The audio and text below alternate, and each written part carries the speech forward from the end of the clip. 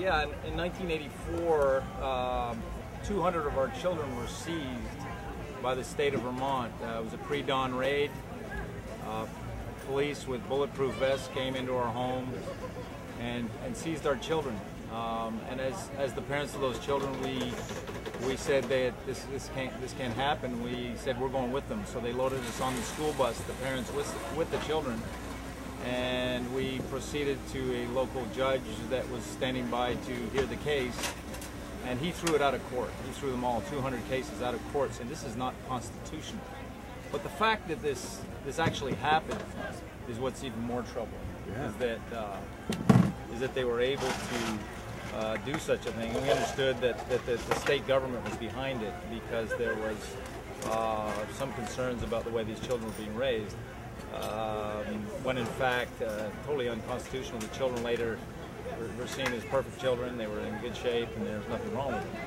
But the judge in his 64-page decision said it was the worst state-sanctioned action against children since Herod the Great.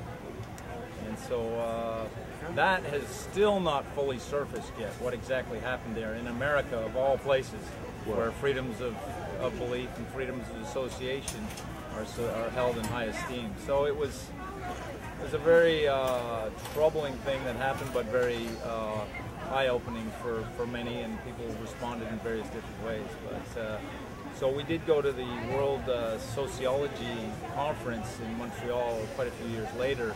And they wanted to understand what happened there. We wrote extensively on it. And what came out of that, or one of the things that came out of that, is there in this New World Order going to be a provision or a way for somebody to live outside of the mainstream? And so, yes, that provision will emerge somewhere, but how and what that's going to look like is going to be very interesting. And even those who are outside of it are going to have to fit into some kind of a box, but we will never fit into that box. We just are not going to live.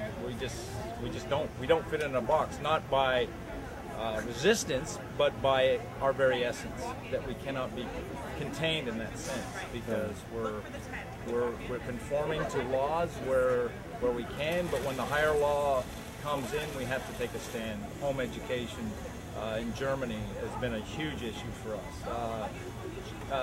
And on. There's many issues that are going to come at us in the years to come. So we have to stand with our convictions, and we'll do what it takes to get there with nonviolence, of course.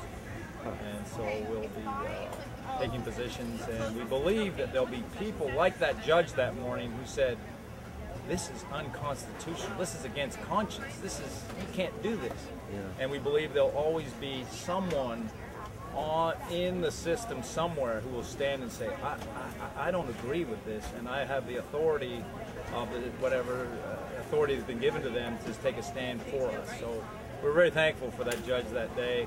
He later on became Judge of the Year in the state of Vermont, and so on and so forth. But we're looking for servants, and we pray for them every day, that there be people in the world, in the nations, who would acknowledge that what we're doing is good.